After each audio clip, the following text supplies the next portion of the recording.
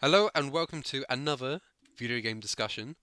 I am joined yet again by PixelSquid to discuss yesterday's absurdly superb Nintendo Direct. Um, so Pixel, how are we doing?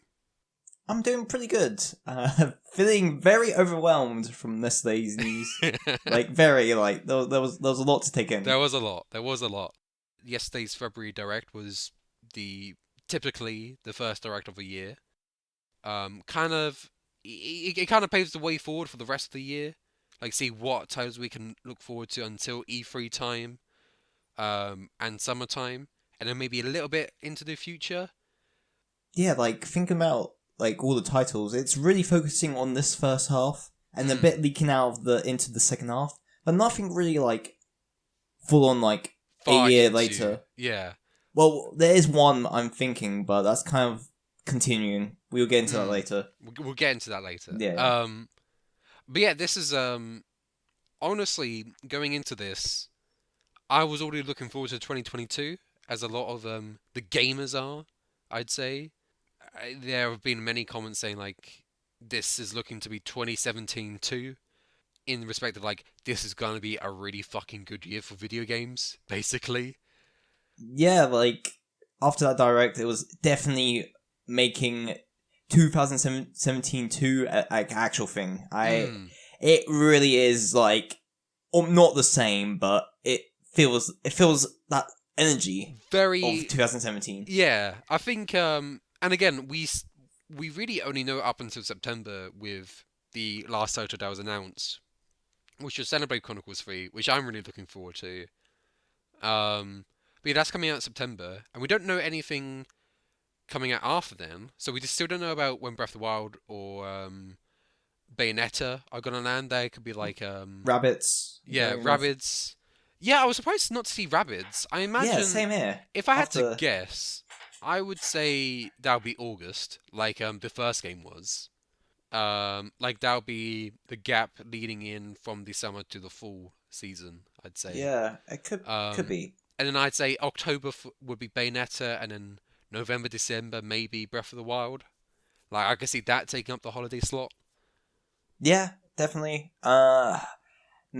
Possibly I the one big game we are missing right now, compared to 2017, is a 3D Mario. I personally Mm. don't think we're getting. We could, but I think that'd be more next year thing. Yeah, I am thinking that we could still have time for that. Because I'd say one of the biggest titles Nintendo released last year, which was Metroid Dread, that was revealed at E3 and released only 4 months later. So, being honest, the same thing can totally happen again for Mario.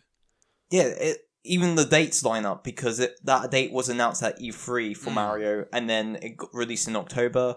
Oh well, Like well no, Mario Odyssey was first revealed it was, in January. yeah, it was announced there, but the Um, date was revealed at E3. So yeah, mm. definitely is possible. And Like that was when the big blowout of Odyssey was happening as well. yes, Which is very good. But yeah, this direct is painting a very nice picture for the first half of the year leading up until summer for the Switch.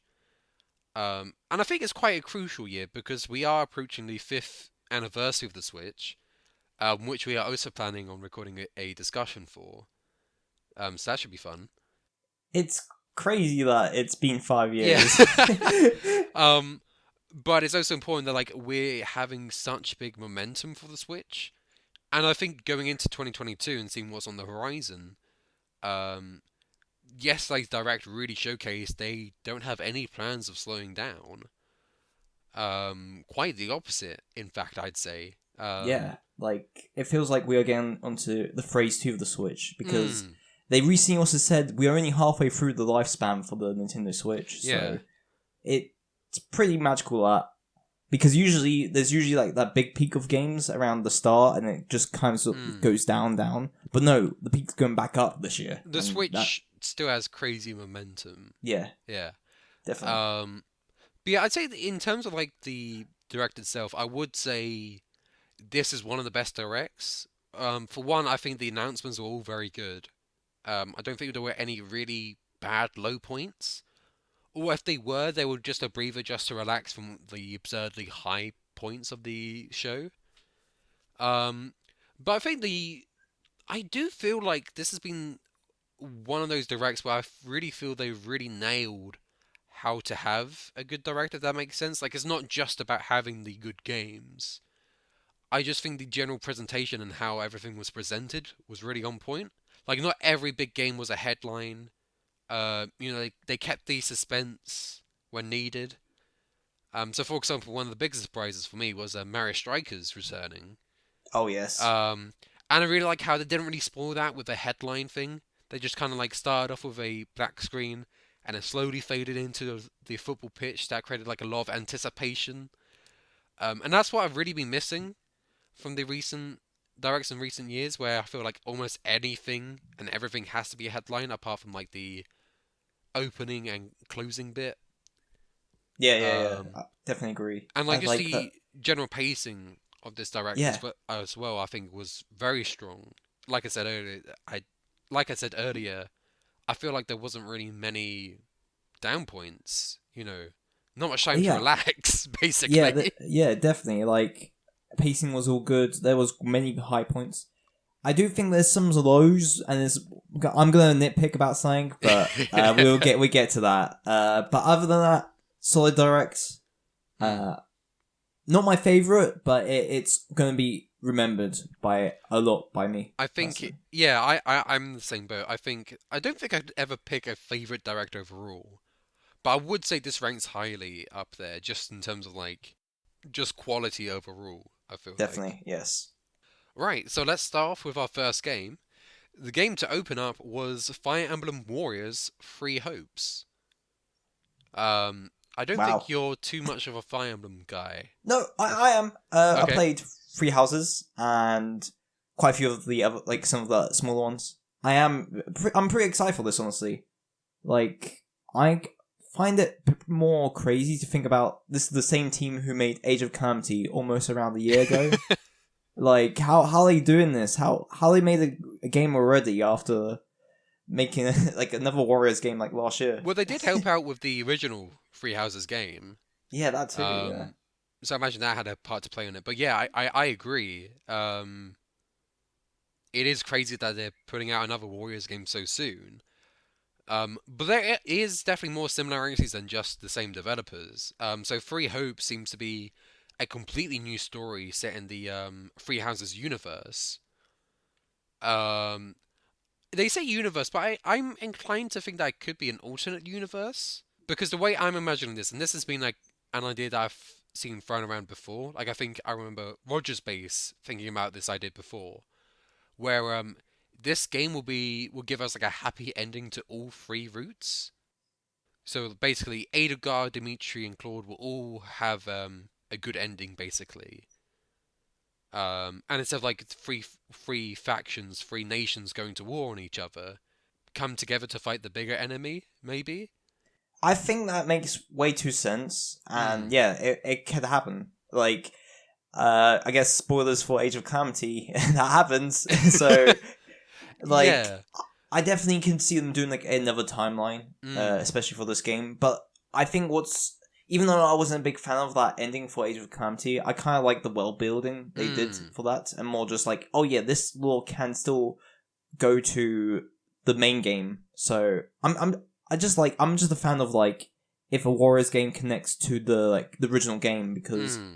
not before Age of Calamity, Persona 5 Strikers, most of their like more crossover games like this usually are more non-canon and it's just more look at this character meeting this other character and makes no sense at all. Yeah, But it was that was kind of the deal with Fire Emblem Warriors, the first one.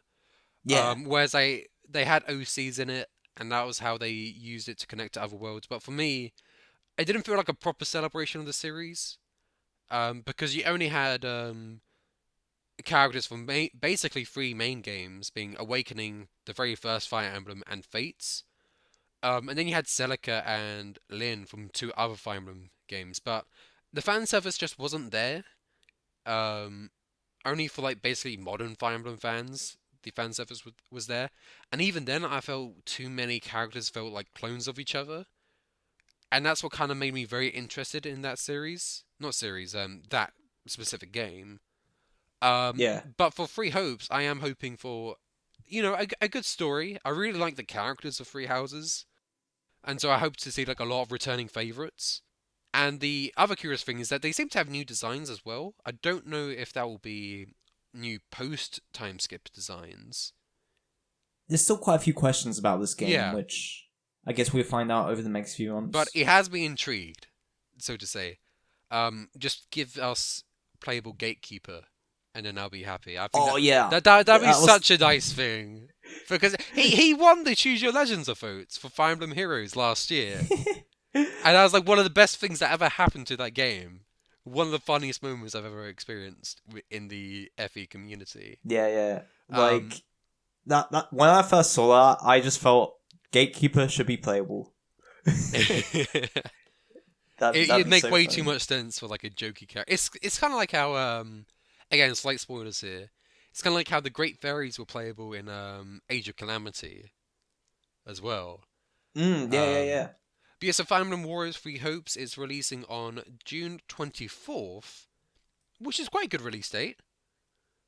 Quite good. Again, this is just showing like how busy their summer is gonna be Or because they've specifically June, yeah. when we get into that bit later. um, so yeah, not too long to go, I'd say. The next one is Advance Wars. So this is the Reboot Camp remakes of the first two games being handled by WayForward, and they're releasing on April 8th. Yeah, What do we I'm. think?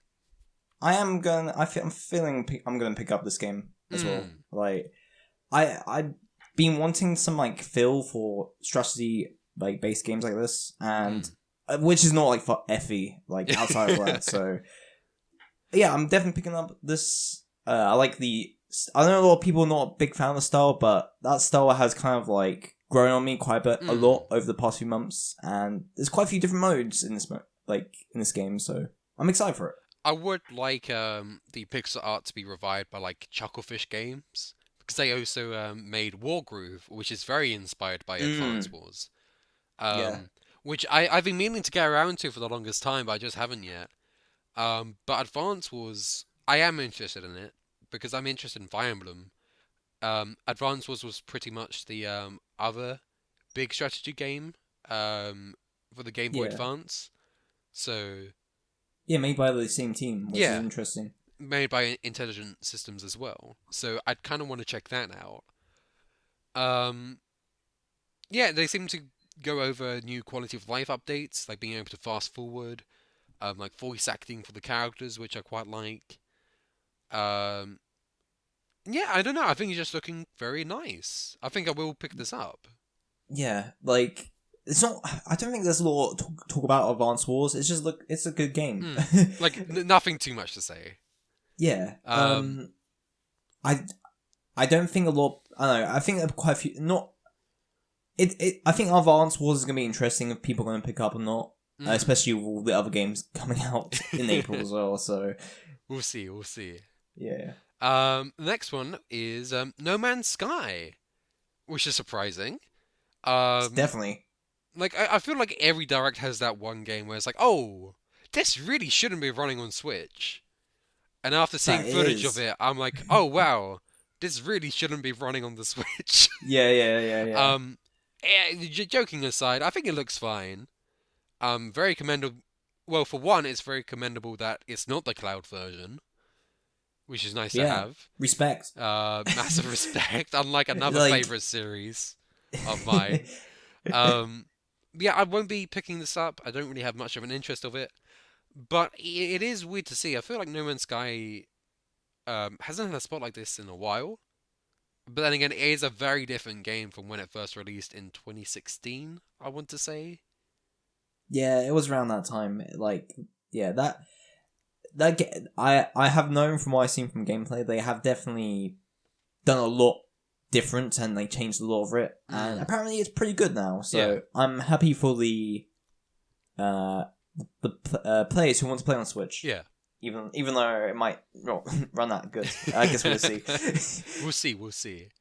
Um, the next bombshell, like bear in mind this is only about 5 minutes in to this to the stream when Mm. this was dropped. Mario Strikers is returning out of nowhere. Mario Strikers Battle League or Battle League Football in Europe, Yeah. because clearly we don't know what sport we're playing over here. That's It's so releasing. it's so funny though. It's It's so like dumb because they did this with a Mario Strikers Charged Football as well. yeah, and what's it's just the logo. The logo just adds another like another line. Like Football. why? It looks so big. There's no reason to exist. But yeah, so this is releasing on June 10th, which is 4 months on the day, as when we're recording this. Another June game. Yeah, like just to start off quickly, my good mate, shout out to Isaac, who has been my flatmate when I was at uni. Ever since we first met in first year, we were always talking about there being a Mario Strikers. He has really wanted Mario Strikers on the Switch for forever, it seems. And me and him, we were calling to talk about the direct and react to it together, like we used to back at uni. Our minds were just blown. We were both popping off so hard when this was first revealed. I think everyone was like, Oh, it's so cool. Yeah, it's just so cool, like to see it back because a lot of people say it's not coming back and stuff, and I'm just so glad that it's not muted as well. Yeah, I was just Like- gonna say, I think that's why. That's one reason why it's so exciting. Is like they're not really. I don't think it's as edgy as how it was. Like I'd say it has a rougher style in the older ones. Yeah, no, the color palette, like Yeah. it's a bit more darker toned. Like I was a bit worried when we first saw this. It was a bit like I thought originally it was a bit too more Camelot sports games where it's all bright and colorful. They still using those similar like models and colors, but once we saw like literally let Luigi get pushed into the electrical wall, yeah, this is Strikers. Yeah. That's why I'm so happy with it. It's like they realize what makes this football or like just Mario sports games in general so great is when they go really wacky with it. And I feel they've done a very good job of like recapturing that spirit. Like the art style is also very similar. Well, yeah. So like the art style is very similar, but not necessarily the palette. I'd say, if that makes sense. Yeah, they definitely like more focused because we already got like official like art for it, which looks like the same thing, and they also more like cross over into like in game as well a lot more, especially with like the unique filters when you do the special moves. That's so cool. It just looks so cool. Literally, like everyone will have like a unique one. That's like we saw like one for Mario, Yoshi, and I think Bowser. Yeah. At some point, but yeah. It is a very nice change of pace compared to, as you said, the more muted sports games that we've had recently.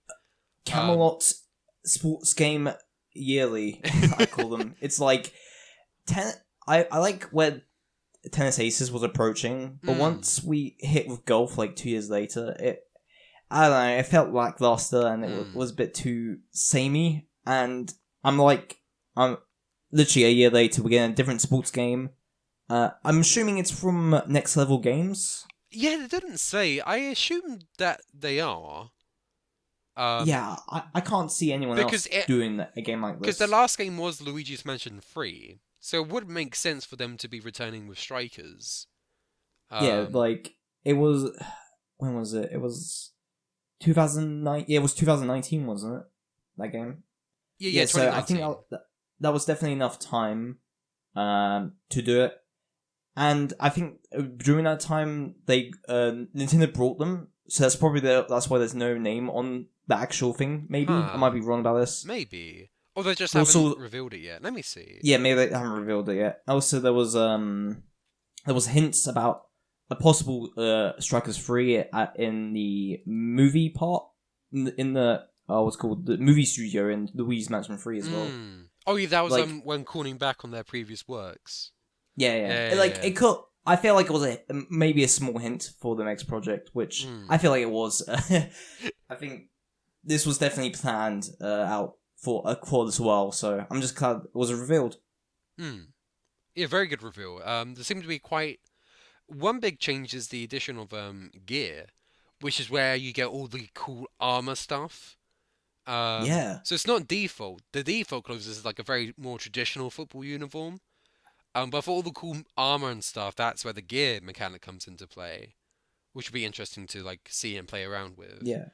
Um, And it's interesting with the stage as well, where it's hmm, like the halves. They didn't really explain that a lot, but I'm assuming your team chooses what stage you want to be on, and like swap like connects to another stage. yeah, yeah. That's the thing I'm curious with is like I don't know what that's implying. Um, I think it's just a nice visual flair. It's like this team versus this team from like mm, it's no one's home stadium. You literally connecting the home stadiums together or something. that'd make Like sense. Yeah. yeah, it makes sense. It's and especially with the title League Football. They also emphasize I think the groups dash clans you can like join. Mm, I do definitely think there could be a small competitive scene in the game where you join like this group where it's like your house versus like another houses. mm. So there's I am excited to like Yeah, I am too. One interesting thing intrigued I'm as well. I'm noticing of the Mario kind of half, let's say, it reminds me so much of the Super Nintendo world in Japan. Yeah, yeah, Like yeah, it definitely. just gives me like I realize it is because it's Mario, but just like those all those rectangular cuboids, um, that kind of geometrical shape just reminds me so much of how it looks in the Nintendo world, which is so crazy. you go to the world. Oh my god, that's from Mario Strikers Strikers! Battle League. Oh my god, it's so dumb. Become the Persona 5 Oh fan my in god. Tokyo. Um, but yeah, what else about it? The character roster I'm very interested to see because there's no way we're only getting this 10 that showed off here because Daisy is nowhere to be seen. Was Daisy shown off? No, Daisy is not in this trailer, Okay. and I'm I don't believe that she would be cut out. I think okay, semi-cut. I feel that's the launch roster. This game feels like it's going to be ongoing, especially with like the more online community stuff and the gears you get. I think you can like upgrade those over amount of time using like going against other teams. So I do think there's going to be like ongoing update contents for this game. And it could also just be like characters hidden behind like unlocks, you know. Yeah, I wish, but Yeah. we are unfortunately in like that stage where just expect updates or something Hmm. like Yeah, I do hope that they have free updates to this game because both tennis and golf got them. yeah. I have a feeling that I don't know, like just the setup for this game definitely feels like they will be continuous on for a long time if it does Hmm. well. True. But then I don't really trust Mario Sports updates because remember when they said it about golf and then a few months say they said like just the end updates. Yeah. So But it's a then mixed again, bag for updates. I think after this, I think they'll see the very big interest for Strikers and the reaction that got, and say, okay, we'll support this with like, you know, additional content in the future. I can't see this not getting it. But to Yeah, what extent we don't know. That will remain to it'd be be seen. interesting. Yeah. But yeah, June 10th, not too long to wait. And again, June is just going to be packed. You know. So I'll Definitely. be interested to see our next game, which I think will be quite the discussion we're going to have. Yeah. Splatoon 3 was shown off. Salmon Run is coming back with the subtitle Next Wave. It's shown off new boss summons with the fish stick and the flipper flopper, and you can now throw the golden eggs as well. Um, That's a huge change. yeah, Like, I I really kind like of, that change. We'll get into that in a bit. yeah, yeah. And just to wrap off, we finally got a release window of summer 2022. No firm release date yet, unfortunately. Which Pixar, I know you're very Oh, bummed out yeah, about. yeah, yeah. So yeah, so as a massive Splatoon player and fan, and as a Splattuber in general, what do you think of this new trailer? Okay. Like, I I'm happy that Samurun is returning. Like, Mm. I think that's a no given. Like, I feel like it was going to return anyways. Like, I know a lot of people were theorizing, oh, we got little buddies now. No Samurun. But it was a loved mode by some of the community, so it was definitely going to return. Mm. Or, like, the stuff in it was pretty cool. Like, all the mode was, like, cool to see. I don't know, like, unlike the other two trays we got, this feels like the most lacking one, though. Mm. No, Like- no, I feel you. I feel you. I feel like with the very first trailer, it hit us with like this is a brand new world in this Splatoon universe, and just like launching in from espresso machines into the battlefield, showing off like brand new gameplay mechanics in the multiplayer. Yeah. The upside down Eiffel Tower and all that stuff. There's quite a few iconic shots just in that one. And in the second trailer, we got a bit more of the multiplayer, saw new special weapons, saw the returning Museum Delfonsino, and the story mode. We didn't actually see that much of the story mode gameplay. We didn't, that was more just showing off it, like, what's going to happen and all that stuff. But the the scenario was very interesting. Yeah, the scenario was very interesting. Yeah, and especially in that second half, there's a lot to talk about. Like, if there's so many, like, that trailer goes so fast, there's so much to talk about. Like, I even talk about this trailer, that trailer to this day. But with this trailer, it feels like his Samurun, it's coming back. See you next time. Like, I see that. Like, I am like you in the regard that I'm really happy that Salmon Run is returning. I know you're not a massive fan of Salmon Run, if at all. Yeah, like, I don't mind playing it, but I do think it gets pretty boring after, like, a few rounds if you play it at, like, once. But then I do think with Salmon Run Next Wave, the potential of, like, making it better can definitely be, like improving in it can definitely be there. Like, my issues with it, it's really you don't really get a lot of rewards after playing it like a much, and the waves just get kind of samey and boring. Well, I guess those 2 points don't really answer in the latest trailer, which is a bit worrying. But I have faith in this. Like, there's some like new stuff, like the bosses and what the hell the big like chunky salmon have enders. Salmon, basically. Yeah, the kaiju. So crazy. Like, that could be its own wave, so it's cool they're adding different waves, so... Hopefully. Yeah. That was basically the salmon part, and then, like, right then it's like, coming out, summer 2022. It's like, what... I don't feel anything now, Nintendo. Like, I think it was time for a release date. Sure, they could...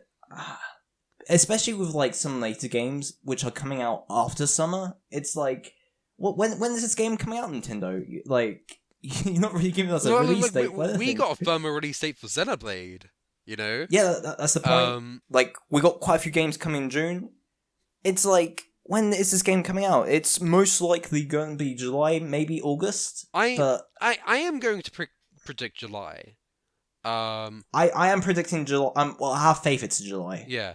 Like if we're lucky, it'll be May. But with Mario Strikers being in June, I really don't think they'd want to sabotage. I don't think it's May anymore. I don't think they'd want to sabotage Mario Strikers by having Splatoon before it. I think they want Splatoon to like take all the focus in the multiplayer world when it launches. I think. And so I think the July timing would make the most sense, like they did with Splatoon 2. Which. Yeah, sure, I guess. you do what you do need to do, Nintendo. But it's like July, which makes the most common sense. I just kind of wish they just give us a date now. It's like, I think, especially like how they schedule these stuff. I think we should have got a summer 2022 like time in the last direct. Similar we saw with Kirby. Yeah, they gave us a more season thing. But no, they just gave us 2022. So I think a lot of people were expecting an actual, like, physical release date because it just made sense. Because the game's coming out in a few months' time. They need to give us a date, for sure. But no, they just gave us summer.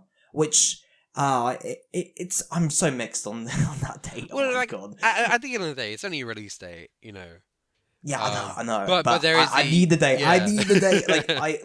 As someone who like, gotta make plans. yeah, I really need to make plans. Yeah. Like, I got a lot of plans in like I work on like tournaments and stuff, so I got a lot of like things behind, and I can't really reveal anything if I don't know a date. Nintendo, thank you, Nintendo. But but like, I'm just happy it like also quickly it's summer 2022. I feel like that was the most common sense thing ever. It's like you could have said that like at the start of the year, Nintendo, but July I feel is that sometime that month. I think July is when they're gonna focus on the game quite a bit. I'm hoping so. Like just hit games come out this month. Like I'm a bit more concerned when we actually gonna get the next like info dump. Info dump because. I was thinking this. So the time frame between the last trailer and this trailer, that was like 5 months, and like 5 months from now is going to be July. So the wait for the next batch of info is going to be shorter, I bet, because E3 is in June. There's no way they're not going to have anything. What do you mean? E3's not. E3 doesn't exist. Oh yeah, E3 probably won't exist, but they'd probably do something around that time anyway. Yes, they definitely gonna do some director's sign, just like a new one. But then I think that's too like that'd be June time. Yeah. So it's I don't know. A lot of people saying that a Splatoon Direct mix in like the next 1 to 2 months, but I think that's too early. I'd say that's too early. I think they like to do those kind of directs, only if they have like a lot of info, like Smash to dig through. Like Smash had like 2 directs focused on it before release. Oh yeah, or like even 3 if you include like its own entire section in the E3 direct it had. Yeah. I think there's still a lot to like uncover for Splatoon 3. Like. We don't really know a lot about the game, fun enough, even though it's coming out in a few months' time. I'm not gonna get too scared about it until we get closer, because by comparison, look at Pokemon Legends. We only really got our first look at proper gameplay, I think, a few weeks before it released. Yeah, I guess so. So but then I don't like being in the dark either, but at the same time, I think it's too early to be like, oh, this is just Xenoblade 2, but like again, I'm not feeling like that just yet. I'm not feeling like that either. It's I don't know. I just love Splatoon. I can understand the tiredness at the same time. Like yeah, it's but then I quickly like Pokemon like there was literally like a remake coming out like a month before. I don't know. I think if that remake didn't happen, we would have seen Legends way before that. Maybe. But it's interesting. Like, I feel like May time could start seeing stuff, especially it being Splatoon's 7th anniversary. That's true. Which might not mean anything, like we see over any anniversary. But yeah, I have faith. Don't let me down, Nintendo, please. Yes, that was Splatoon 3. Right, so I'm gonna speed run some titles quickly. Cool. Front Mission 1 and 2 remakes, Disney Speedstorm, Star Wars The Force Unleashed, Assassin's Creed Ezio Collection, and SD Gundam Battle Alliance. Do you have anything in particular to say about those? Gundam and the Frontline, is it? Front Mission. Front Mission. Cool. They're the cool mech games. Yeah. That's all. Yeah, that's all. Again, they're not showing the coolest mech game, 13 Sentinels, which comes out in April. So please get it if you can. I'm planning to get it on PS4 still. Oh, very good. Okay. It's more like I need to finish off games and actually pick up. well, that's my recommendation to anybody listening. Definitely pick up 13 Sentinels when you can.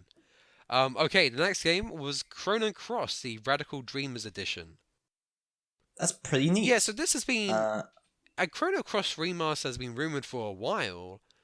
And so I guess this is it. It's coming with quality of life updates and a brand new text-based adventure that didn't come out of Japan because it was only available on the Satellaview.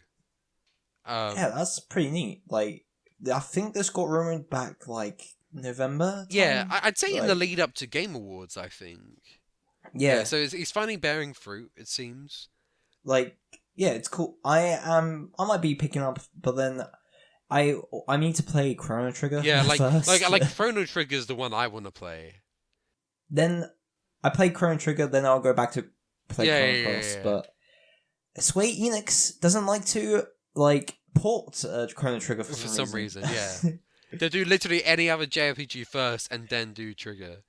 They do, yeah, do the Chrono Cross, which is like it's like basically the sequel. It's not like they're not connected, I believe, but it's just funny they did that one It first. is weird, yeah.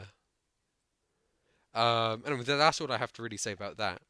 Then move on to Kirby, and the Forgotten Land.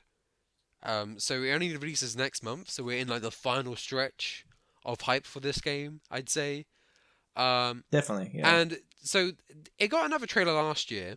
Not last year, last month. Jeez. Last year, oh my god. Well, it did technically get one last year, but I meant the most recent one came out last month. Yes. Detailing the release date of March 25th. And just like showed a bit more of the game, it's looking quite nice.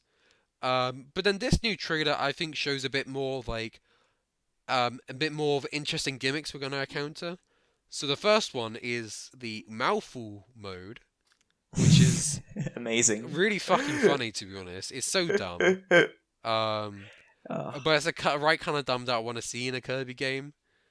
So basically, this has you taking control of like various contraptions in the overworld, like a car, become a car, become a vending machine, become a sail. It's so dumb, but I love it. I think that is quite an interesting way to add to the traversal overworld, I think. The mouthful mode definitely feels like the Cappy from Mario Odyssey. Like you can do so. It seems like you can do quite a bit. Just like all like the weird mouthful modes you can do in like the rail. It's interesting. Really they showed off. Yeah, it's really dumb. I really like it. Yeah. Like I kind of thought the main hook was just like 3D Kirby, but we also got this. So there's quite a few things. That's what I'm quite happy with this trailer. Is like it kind of shows that there is going to be more to this game than just being in 3D. I don't like the idea of like, oh, we're doing this in 3D. I don't think that's just enough. Like, I was still interested in getting Kirby because I haven't been excited by Kirby game in ages. Last time would have been Planet Robobot, to be honest. But this has helped me think it has its more to its identity other than just the 3D aspect. Yeah, and we saw a lot more of like the different like lands you will like go across and stuff, and it looks beautiful. And I am definitely planning to pick this game up because it looks cool. And the other cool thing was the fact that you could evolve abilities now. Which I think is a really nice change as well, because I think that definitely would help to differentiate it from like just picking up the fire ability again for like which you've had for the past however many decades. Yeah. So that will provide a bit more of a fun change of pace, I think. So yeah, I'm looking forward to it. Then we delved into MLB The Show. Oh, what a weird announcement! Oh, that's a baseball, basically. That's a baseball. Well, we always love a good JoJo. Actually, I did put JoJo on my bingo card, so by extension of references, I'm gonna count that as a JoJo reference. No, I want another JoJo game. Yeah, that'd be nice. Anyway, don't have anything to say about MLB Show, to be honest. Like the only thing which like to know, it's a PlayStation Studio game. That's all. The next is always a heartbreaking thing whenever I'm reminded of this. Kingdom Hearts INTERGRUM Masterpiece for Cloud. That's not to say... Don't forget the Cloud. So this isn't a gift to the Final Fantasy VII protagonist. For Cloud refers to it being on the Cloud service. Meaning, if you want to play this game on the Switch, you better have a damn good internet connection, and you better hope they never pull off the support, leaving you spending like upwards of 60 quid, not even that, maybe 90 quid normally, just to play cloud versions of these games. It's so disheartening that they didn't put in the full effort to actually port these games to the Switch. Um, and apparently they all run like shit on the Oh boy. internet. So this is not a PSA. This is a warning. Do not buy this collection. Buy it literally anywhere else you can. I highly recommend PS4 because you could find the Like, all-in-one yeah. collection for maybe 30 quid max. Like I'm gonna look it up right now. It's probably cheaper now. You can probably get it second hand for like even cheaper. The Kingdom Hearts all-in-one package. It's 34 quid on 365 games. 36 quid on Amazon. Highly, highly, highly recommend just getting it on there. So much cheaper. Yeah. And I don't get the point of cloud on the Switch. Like It's you literally, it's a portable console. You go in, probably in the car, or you're gonna use your like mobile data to play Kingdom Hearts or something. it's so like it just defeats the purpose of it being on the Switch, doesn't it? yeah, literally. Like I get a cloud version like at like at home, but not on the go on the Switch. It I'm scared about clouds because I'm glad we didn't really see a lot of cloud games this direct, but I think in the previous direct there was a bunch of cloud games. It's like, this is the future, isn't it? Yeah. Oh boy, I love the future. Hopefully this will be the last, and hopefully Square wake up and like refund everyone that bought it, and they just release them properly. Next up is a nice collection though.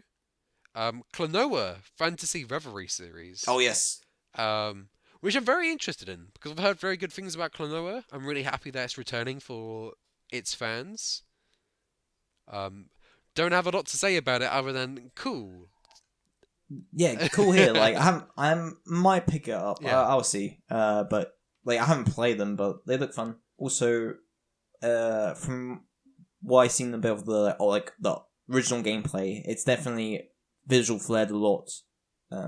On like the Wii or I think it was on Wii. I'm gonna be wrong though. Yeah, so like I don't think this is based on the Wii version. I think this is just like another from the ground up remake. Because Really? I believe That's even better.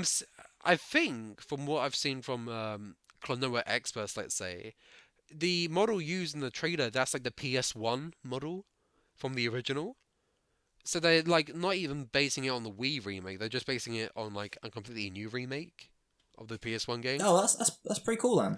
Which is really nice to see.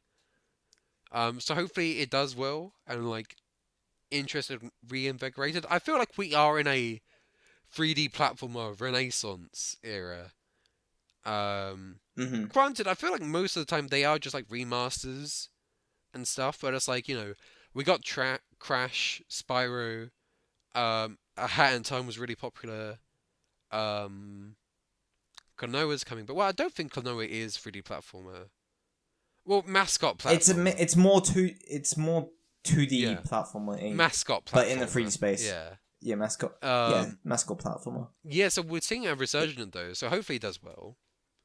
Yeah, and KLONOA's from Namco as well, so I'm like they've been recently doing like bringing their more older games and like more ports to more recent consoles. Like they're doing the Pac-Man arcade. I think the new Pac-Man museum, which is coming out I think sometime this year.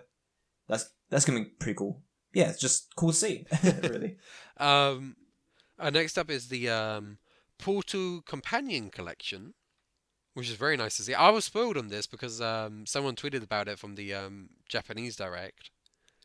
As that was going, so I wasn't able to like see it as soon as revealed and get that excitement. But like, this is pretty cool. I'd say I've never played the Portal games. It's pretty cool that it's because it's a game by Valve, which mainly does PC, and it's just surprising to see it's on the Switch, especially with like the Steam Deck coming soon. Yeah, Steam Deck and all that stuff coming out like pretty soon. So yeah, it's just cool to see. Portal 1 and Portal 2. I'm interested I think it'd probably be more split screen, but that'd be cool, especially in Portal 2 since there's a very good co-op mode. Yeah. Well, I imagine they'd like do online play, or if you link up two Switches together, that could probably work. Yeah, It's probably an option, but I think it's also cool if you can also play in split screen if Yeah, it runs that'd well. be good. The next game, Live Alive. No, Live Alive. Live Alive? Live Live Alive. Alive, that's it. Jeez.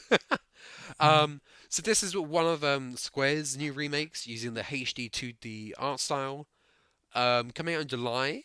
And this never saw the light of day outside of Japan. So for Western audiences, this is essentially a brand new JRPG from what many consider to be Square's golden era for JRPGs. Or at least for classic JRPGs. Yeah, it's super cool. Honestly, like you can definitely tell if you played Octopath. Like they got definitely inspired by this game due to like the different characters coming from like the different worlds and stuff. And yeah, I'm just happy that they're using the HD 2D. HD 2D for like other projects outside of like the more fantasy games. Like we saw in Alive Alive, there's like a mix of modern, like futuristic, and like Western. So yeah, it looks so cool. I'm definitely picking this game up. I'm definitely interested. I'd say at the very least. Yeah, like funny enough, I originally thought when they start showing this trailer, it was like the Dragon Quest 3 remake in the engine. Yeah. But no, it's Alive Alive, which is funny. Yeah, I'm very looking forward to learning even more about this. Because some people on Twitter who know about it are like, "Oh wow, this game bangs. This is so cool to see." Finally, like being official. Yeah, a good surprise, honestly. A bit of a special factoid. Toby Fox, who we all know as the Undertale guy, the inspiration for Megalovania apparently came from one of the tracks used in Live Alive, which is called Megalomania. Oh wow, that's pretty neat. So it's quite a nice. So we have Toby Fox's seal of approval. It seems on how good this game is. So I'm looking forward to checking it out. I'd say. Definitely. Right. Let's see what's next. Next is Nintendo Switch Sports. And first of all, where the hell are the Mii's? Which is what my first thought was. Yeah. So like. Yeah. Of course, this is like the not spiritual. I'd say this is the successor to Wii Sports. This is them trying to rekindle that magic. But yeah, first of all, you're never gonna do that if the default characters are not the Mii's. The Mii's are too iconic. I feel like. Yeah, like I know like Nintendo are more like during the Switch era have been moving away from Mii's, but like literally when they showed that and then like, the menu screen and like the non-Mii's is like Mii's are dead? Question mark. I don't. And then later on they show us they're Mii's, so don't scare me like that, Nintendo. So like it's definitely a weird decision. Let's say I don't mind the new models, but like why remove the Mii's when like that is kind of their brand, right? If you're gonna recapture the spirit of Wii Sports, you gotta have the Mii's. I just feel like it doesn't make sense not to. Yeah, it's when you say the Switch Sports, it's a surprise, but it's a weird surprise. Let's say that. Like, it really like after like the 5 years of Switch, this really gives a lot of 1-2 Switch energy. I don't know. But like. Overall, like, the actual sports we saw looks, like, pretty good. Like, improvements from the original. So we got, tennis, the sword fight one. Chambara, I believe. Yeah. It used to be called sword fight. Yeah. I believe. But yeah, it's called, whatever it's called, that one. And then bowling, which are the returning ones. And then we got, soccer? No, football. Football or soccer, football. Whatever. Yeah, whatever. It's called football. That's why it's called. That's why it's in Strikers. It's literally football. Just to hone it in for those Americans. Yeah. Football, soccer. What's soccer? Like, well, there was two other ones. Oh, there was badminton, wasn't there? Yeah, badminton and volleyball. Yes, volleyball. Yes, badminton, volleyball, and football. Which is a nice selection, and golf is coming in a free update in August. Oh yeah, which I feel is quite late. I feel like I hope they don't miss out on the hype. yeah, it's a bit weird that this game has like probably updates. Maybe if it does well, more like sports will be coming. Since I know the original Wii Sports didn't have a lot of sports, but Wii Sports Resort had like a lot more things than what we have right now. Gameplay wise, motion controls with the Joy-Con have advanced way more in technology, so it seems that the motion's like way much better. So I'm excited for this. Not sure I'm gonna actually pick up, but I'd be down to play the test play happening. I think next week, isn't it? Yeah, it's happening next weekend. Yeah, that's pretty pretty short time, but yeah, I'll give it a try there. Yeah, honestly, the big thing for me are those new avatars. To be honest, they look fine. But they look a bit too, brand kind of thing, Yeah, it feels very brand. Yeah, I'm gonna, if I see you online, like if I see anyone online with that like avatar, I'm gonna judge you. It seems like there's gonna be some cool modes as well online. Like there's gonna be like bowling elimination where you have to get enough points really to go to the next round. Yeah. And you see like the rankings, and I think the online might be pretty cool, surprisingly for this game. So we'll see how it goes. It's interesting. It's going to be one of those games that you probably have to play in the playtest to see if it's actually good or not. But I think I want to try it out just to see how it goes at least. Yeah, and nostalgia because that's marketing. They literally use the same font and everything.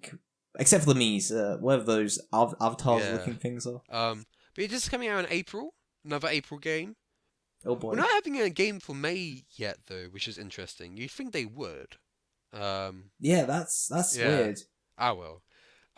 Anyway, moving on. If you have anything more to say about Nintendo Switch Sports.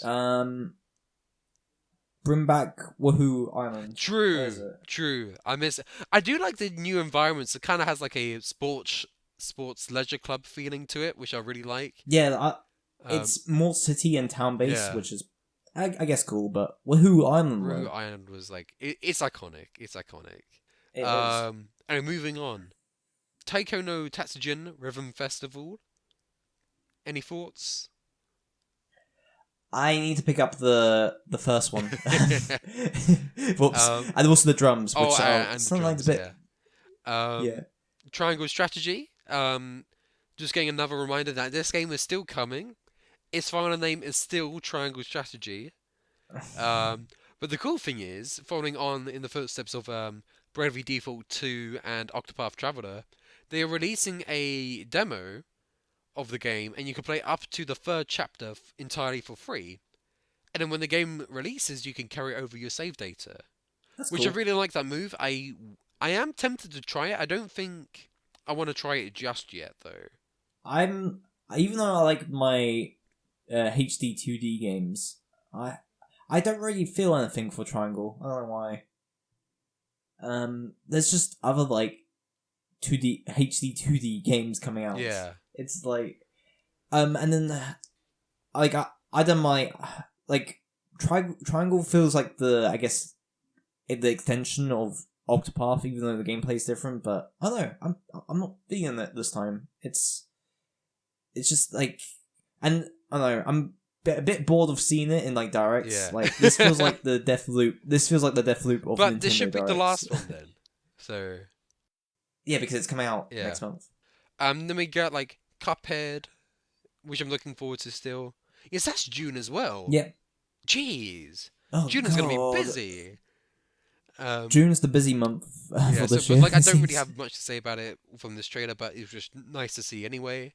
It was a surprise to see at the Game Awards. I can't believe that DLC is coming out after so long. Metroid Dread is getting new modes. So just today they added a Dread mode where if you get hit even once, you die.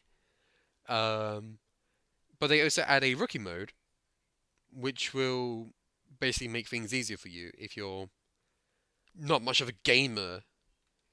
No, I kid. If you're new to the series and you want a helping hand, then you can go to that mode, which I think is nice. I think the Dread mode will definitely make for some very interesting speedruns. I feel, very Oh tense and yeah, definitely. exciting.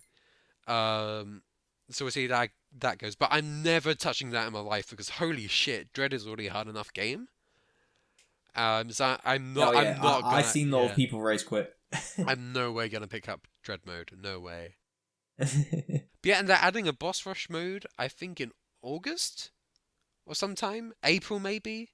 Yeah, I think it was April they're adding a Yeah, boss rush sometime in the mode. future. Which I think is really cool because the bosses in Metroid Dread are so good. Um, and I think Hmm. that'll make for a really fun challenge to tackle. But yeah, that's all I have to Definitely. say about Metroid Dread. The next is I oh, sorry, go on.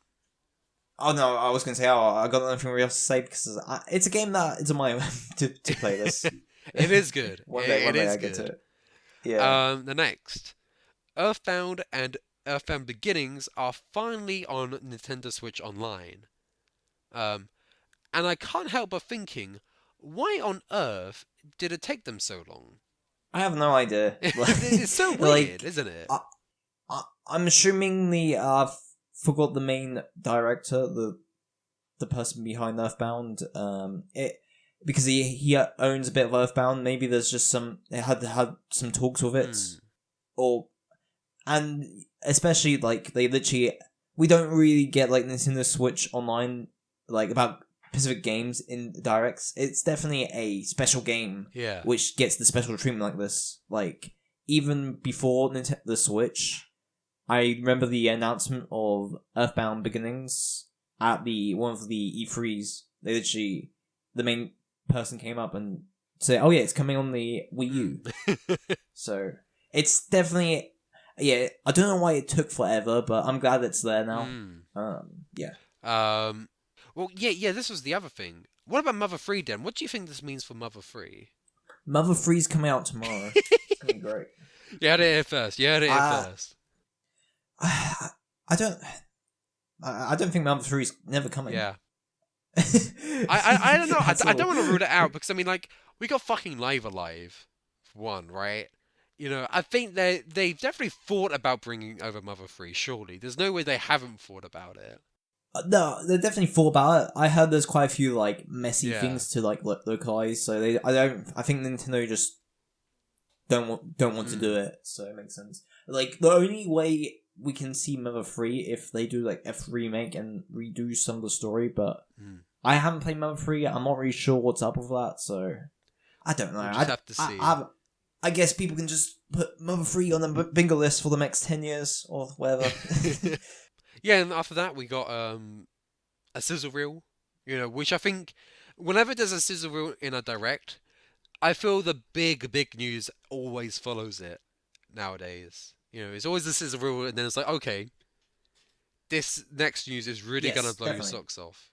Um, Whenever I see a sizzle reel, my mind kind of just goes like hype, low, hype, and it's hype. like, yeah, I can, yeah, I'm excited for whatever they show off um, next. and so they immediately said, "Great news for Mario Kart fans! Mario Kart 9 isn't real. You are gonna play Mario Kart Whoa! 8 Oh my god! Deluxe for the rest of your lives." Yeah, yeah, they literally do that, and then the direct ended. That was Essentially, kind yeah. of sad Um, things. but Yeah. no. So Mario Kart 8 Deluxe is finally getting DLC after Oh almost my god. 5 years of being on the market. And there will all be retro tracks from across the series, including Mario Kart Tour, which is the mobile gacha game of Mario Kart. Mm-hmm. There will be 48 tracks being added in total, Oh my meaning we're god. getting 96 tracks in Mario Kart 8 Deluxe in total. And so this is all part of the Mario Kart 8 Deluxe Booster Course Pack. Booster Course Pass, rather. And so this will Yeah. come in 6 waves, each containing 8 tracks altogether. The whole pack will cost 22.49, which I think is a fair price. So you're looking at like 50p per track, basically. Um, Mm-hmm. and one of the key things here is that the NSO, the Nintendo Switch Online Plus expansion pack, um, now has more value because if you're part of that subscription, you get this booster course pass included. I think that's Yeah. huge, honestly. Um, I think it's definitely worth yeah. it. So like, I think just to, well, for one, I'm slightly disappointed with this in one way. What?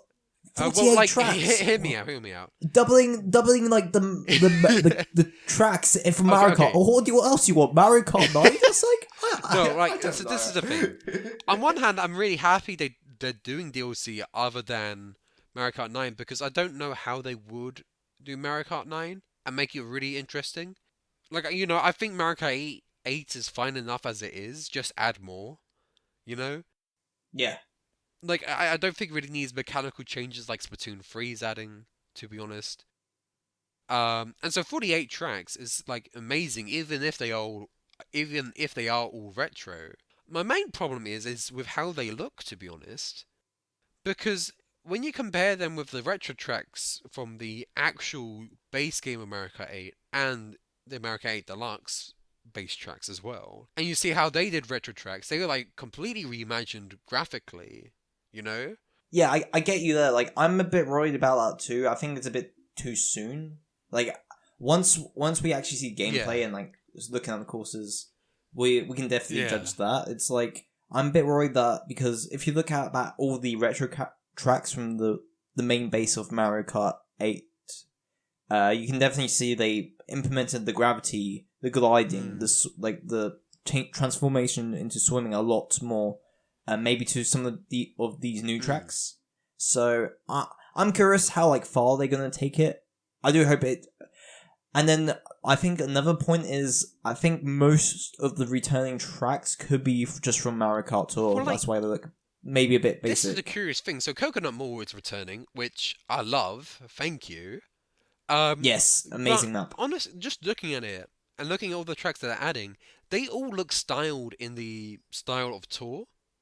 So they're either in Tour or they're going to be added to Tour. And they're just for, oh, we're just going to add this to Mario Kart 8 Deluxe. And like, I think that's to the me, case here. If the Mario Kart team hasn't been doing anything else, if this is the only thing they've been working on, I'm a bit disappointed just because they look so uncanny compared to the other retro tracks. Like, it would look so obvious of like the origin of these tracks compared to like everything else, where it feels so organic in Mario Kart 8. You can definitely tell from the trailers, though. Yeah. They feel like they're from Mario Kart Tour, just from like that simple, more like in the walls and stuff. It's more simpler in like some places. Like, I have hope that some of the later tracks could be a bit more complex and stuff, but definitely right now, as you mentioned, yeah, they look kind of not as advanced compared to like the other retro Which tracks is like, game. However, sorry, go on. However, I'm still pretty excited to like it's been like 8 years since we actually got any like playable new racing tracks. Even if these are old, I would just take it. Honestly. Like of course I'm still like happy with it. Of course I'm still gonna get it. But it is like I'm feeling like they must be working on something else. You know, they can't have been working on this for like ever since 8 Deluxe came out. Surely.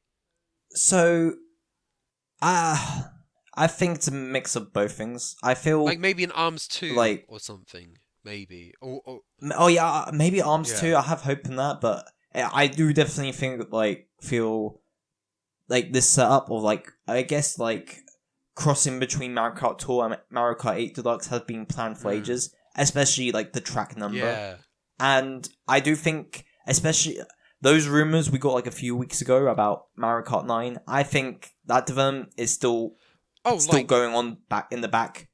I just don't think we're gonna see it until the actual Switch successor, whenever that comes out. Until the DLC ends, which is end of 2023. Which, yeah, I think we're probably gonna get like Mario Kart 9 probably for the launch for the next. Yeah, I was thinking this. Like, if they're hard at work on Mario Kart 9, and that's just gonna be the launch of the Switch 2 or whatever, or maybe like the next big upgrade to the Switch or whatever, then yeah, I'd be fine with it. But for now, I'm like, this is the massive content we've been waiting for.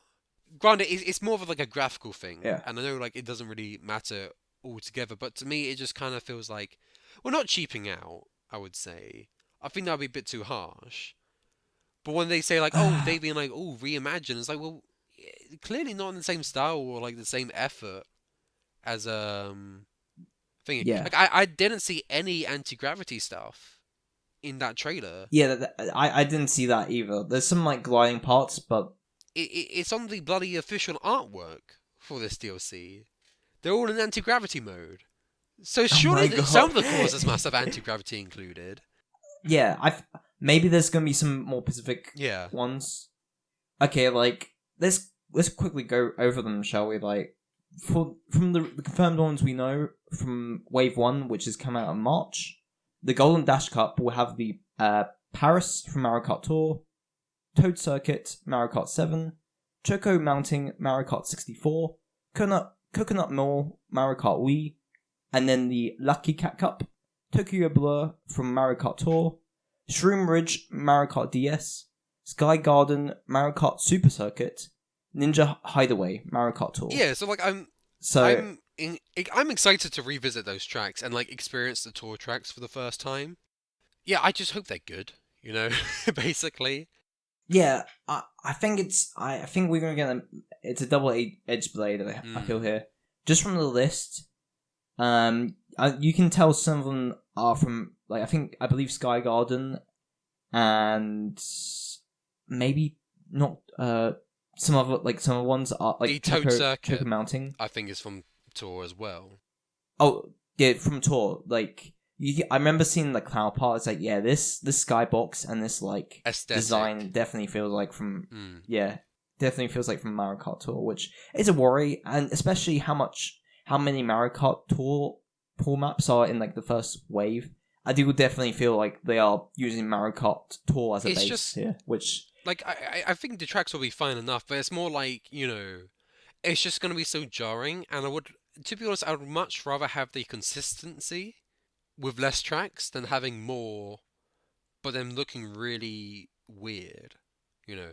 Split it down from 48 to 24, and just actually, and then you know, remake them. Spend a bit more time of like remodeling and remaking. That's if the team isn't busy with anything else, you know. I don't want them sacrificing their work just to make these tracks look prettier. Yeah, you know? I think they are pretty busy with Mario Kart 9, and this is just because it has been 5 years over, basically. Yeah, definitely. I'm overall. I think I'm happy. Yeah. I'm just happy after 8 years we can play on something new in Mario Kart. That's true. It quickly. What tracks would you like to see in the other waves in the future? Well, I'm already happy to have Coconut Mall. You know, gonna Coconut Mall all of my friends, of course. DK Summit and Waluigi Pinball would be good. Yes, Waluigi Pinball also Maple up there for me. Treeway would be nice. I'm thinking about it. Waluigi Pinball will be the big one for me. You know. Yes, I think that's a Mario Kart Tour, so yeah, I hopefully think that's coming. They must know. For me, some of the ones you already mentioned, Mushroom Gorge, Toad's Factory. Oh yeah, those would be good. Yeah. Man, yeah, I can't. Also the Wahoo Island maps from Mario Kart 7. That's a good shout, actually. Yeah. I think while it's a different island or a different area than in Nintendo Switch Sports, I think that'd be a good tying, anyways.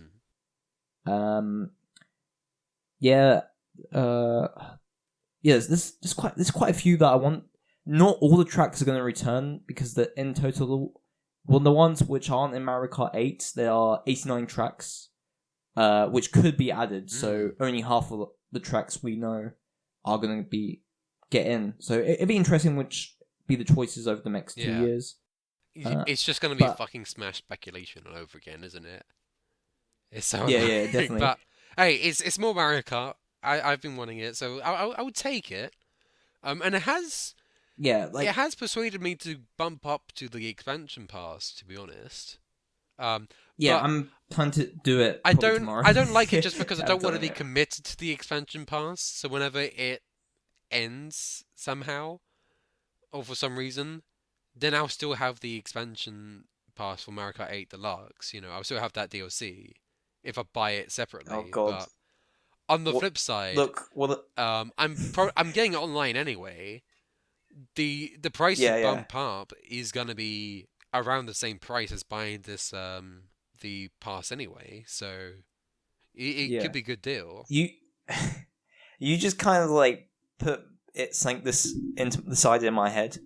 So after all the DLC is out, and then the new Switch comes out, Mario Kart 9 isn't confirmed, but they release Mario Kart 8 Deluxe. Like No. with all the DLC, like that'd be like the worst time Oh jeez. ever.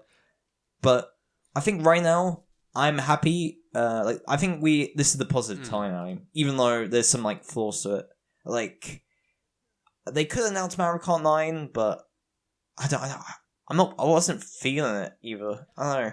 It's weird. Yeah. Mario Kart 9's weird. It's coming, and at least I think Mario Kart 8 can be seen as Mario Kart Ultimate now, I feel. Rather than just a Mario Kart 8 game. So hopefully, once Mario Kart 9 does happen, no retro tracks, everything's original. Be like, maybe even pretty different. Like, totally different. I don't know how, but yeah, it'd be interesting. Right, and then finally, onto the final news. Xenoblade Chronicles 3.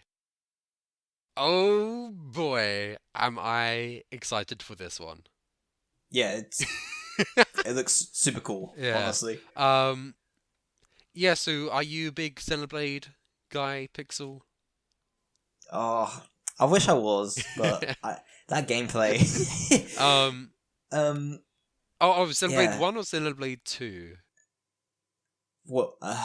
I tried 2. I got into it. I wasn't a fan of the gameplay, and then just kind of jumped out. X, I tried. I want to get back into X.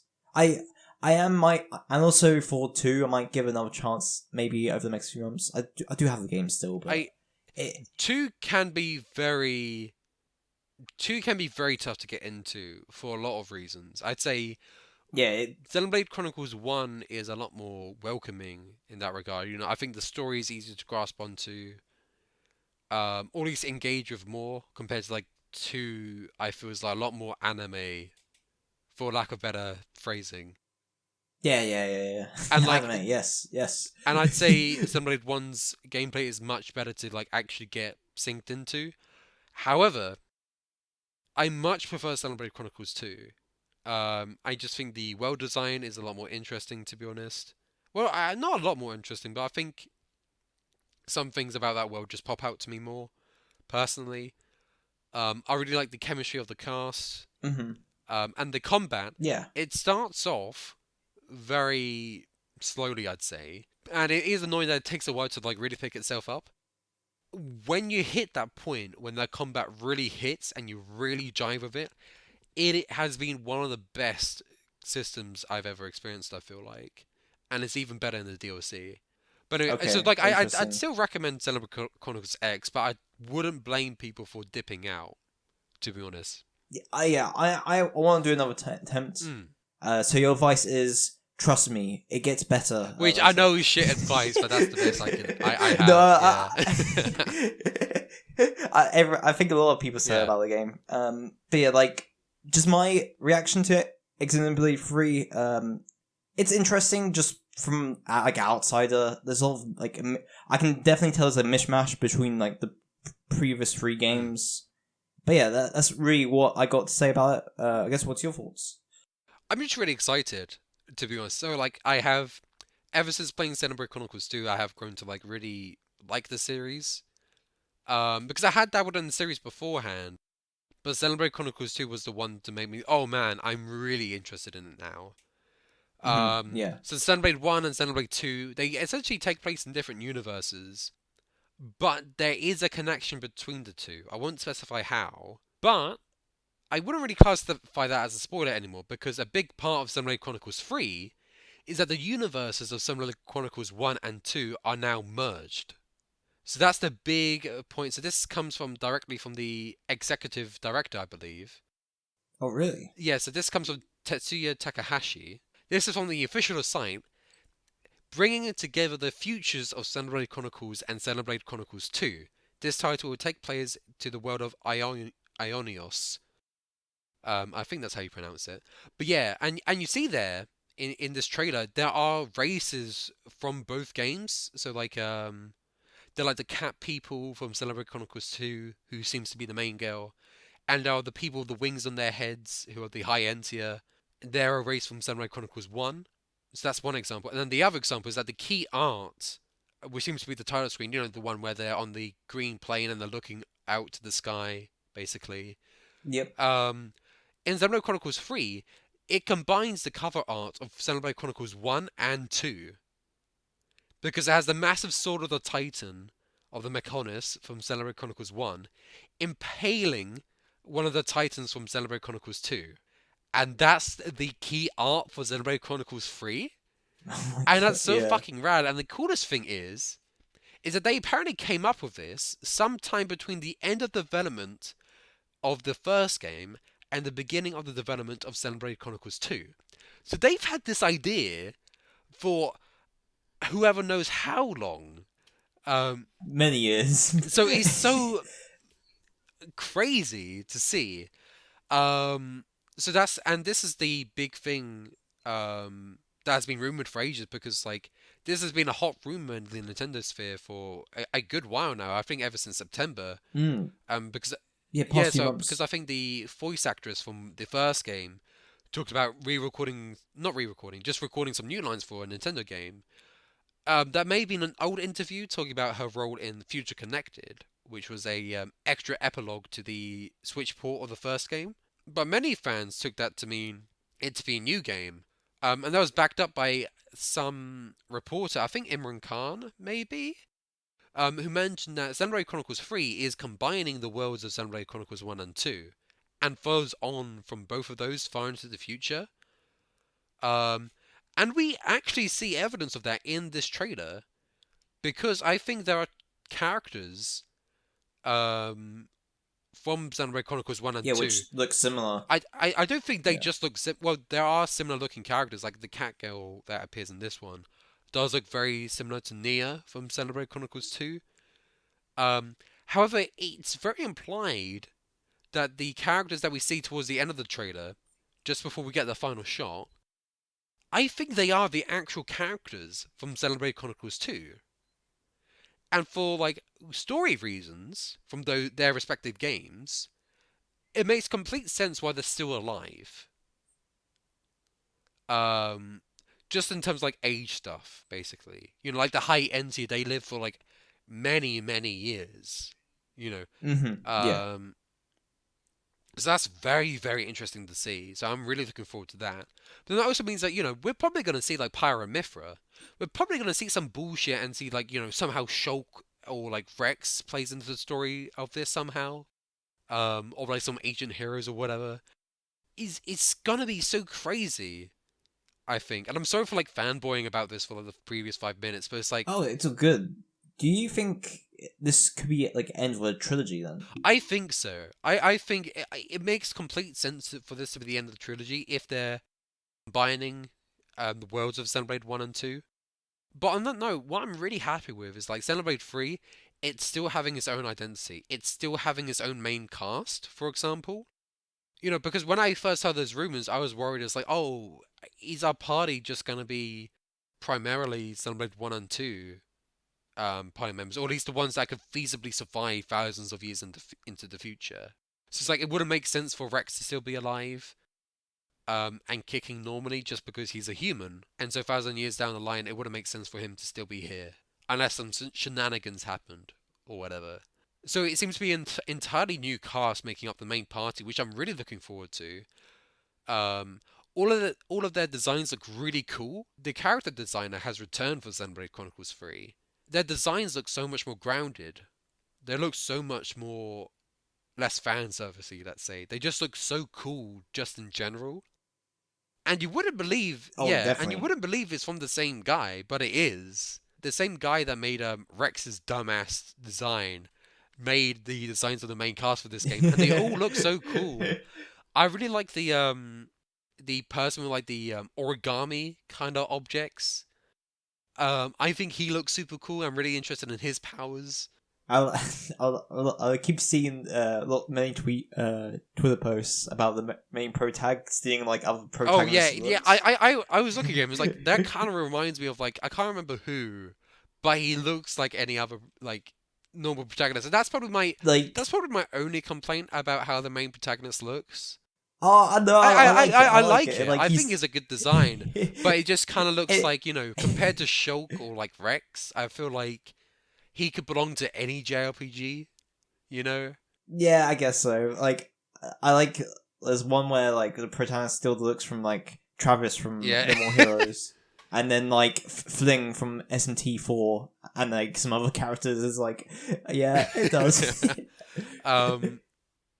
Yeah, and like one final piece of gushing here.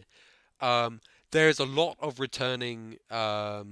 So this is one of the other comments from the interview from the director. The game music was also handled by artists who have contributed to the series in the past. So the music for Xenoblade Chronicles 3 was composed by Yasunori Mitsuda, Minami Kyoto, Ace, Kenji Hiramatsu, and Miriam Oboenasa, which I definitely mispronounced. Um, which I think is an Irish name actually, because I think Miriam is Irish. And I think there was like an Irish choir in Xenoblade Chronicles 2 as well. But yeah, so Yeah, that's really exciting because Kenji Hiramatsu was big on the Xenoblade Chronicles 2 soundtrack, as well as and Ace. They're famous for like composing the "You Will Know Our Names," which is such an iconic song from the first game. And they also did the remixes for "Beneath the Mask" and "Gangplank Galleon" in Smash Ultimate. yeah, they do quite a few good musics. I do like the We Xenoblade are gonna soundtrack. get yet another banger soundtrack for Xenoblade Chronicles, and I can't wait. And the curious thing is, they're gonna place a big emphasis on the flute because the flute is actually one of the key themes in the game's story. Like we see it a lot in the trailer. So I'm really interested to see how that's gonna play into the music as well. So I'm quite looking forward to that. Hype. Yeah, like I'm just hyped, and it's coming out September, which is my birthday month. yeah, September. Like it's only in a few months' time. It's crazy. Oh shit! I'm Like just praying it's man, the few days after my birthday, so I can actually play it day one. Because if it's gonna be the week before, I'm probably gonna be forced to be like, oh, you either have to you have to buy it for yourself, or you have to wait until your birthday to play it. And so I'm just damn. hoping I'll be able to play it day one. Yeah, yeah. Anyway, I talking too long for Xenoblade Chronicles 3. It's all good. Like I don't. Game looks cool. I can't really just imagine if I just play Xenoblade 3 first. Like Well, that's like the one I going imagine you'll be into. fine because hopefully they'd introduce a good enough story, at least. Oh, I don't think that will work though because Well, like, well, that's what I kind of like about them being a whole new cast. It's like if you're a newcomer, you don't have to worry about like knowing about the previous cast too much. But I imagine to get the full experience, you would need to have experienced Xenoblade 1 yeah, and 2. Yeah, we'll see how it goes. I will definitely give the previous Xenoblade games Mm. another try. Even if I do pick up 3, I won't have enough time because Splatoon 3 will be out by then. Too much Like I'm time so any doing other in game that. Yeah, I see like you. it's literally BS and AS before Splatoon 3 and after Splatoon 3 Mm, for me. That's that's my timeline right now. that's true. So like all these games except for Xenoblade 3, I'm gonna play. Yeah, like I'm joking. no, I actually kind no of. joking. So I know I say this a lot. Like there are a lot of times where in the direct where I'm like, okay, I could be interested in this, But this is one of those direct where it's like, you know what? I'd be so tempted to just buy it almost every game. Let's see, Fire Emblem Three Hopes. Very tempted to get Advance Wars. Mario Strikers I'm getting. Splatoon 3 I'm getting. Chrono Cross I could be interested in. Kirby I'm getting. I'm very interested in Live Alive to learn more at least. Interested in Switch Sports Definitely. enough to at least try it out. The Cuphead DLC I'm gonna get. The Mario Kart 8 booster course I'm gonna get, and then of course Xenoblade Chronicles 3. So there's a lot. There's a lot there. Yeah, there's a lot. I can't complain. I'd say I probably get this game. I probably won't because there'd be too much games coming out. I don't have enough time. Yeah, it's gonna be a crazy one. The next few months is gonna be crazy. It's gonna be a good time. It's gonna be a good time. It's might be one of the first times in this while where there's gonna be like a Switch game I might get like every month, and that hasn't really happened recently. Apart from like more October time of last year, like really, I feel like just especially this already established lineup. It's as we mentioned at the start of the podcast. It's definitely going to be a lot of 2017 energy. So I'm excited. And like even outside, definitely. you know, like Danganronpa V3 was one of my favorites from 2017. And like its kind of counterpart for this year is going to be AI The Somnium Files 2, which I'm really excited. Yeah, that's another June game. Shit. Yeah, that's June. Let me check. AI The Somnium Files 2. Nirvana Initiative. I think that's thingy. Let me see. Yeah, June 24th. That's the same. Oh my god, that's the same date. Oh my god. You just find this out. That's the same date. Oh my god.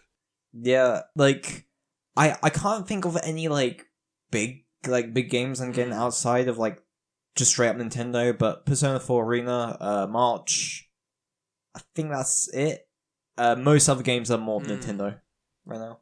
But yeah, I'd say that wraps it up for this discussion. In classic fashion, whenever I do this kind of video, we have gone on for way too long, but we just have a lot to say.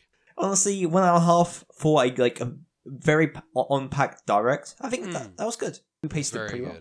Anyway, all that's left for me to say is thank you, PixelSquid, for joining me yet again. I'm looking forward to our discussion at the end of the month to discuss 5 years of the Nintendo Switch. Oh boy, that's going to be even longer. So if you're interested in listening to that discussion as well, make sure you subscribe to the channel, ring the notification bell. Smash the subscribe button. Remember to like this. Comment your favourite thing about the direct today. All the likes. You heard him. You heard him. Yeah, make sure you keep up to date. Follow me on Twitter at @askibbo. That will be the best way to follow me for updates. Pixel, where can people find you? They can find me on the YouTube PixelSquid or on Twitter at PixelSquid_. I talk about a lot of Splatoon, maybe a bit too much. Yeah, be there or be square. Be squid. Be squid. Just splattered squid. Be squid. Very good, very good. Become squid. Alright, well, that wraps up for this discussion. I hope you've all enjoyed. And with that, happy gaming. Happy gaming.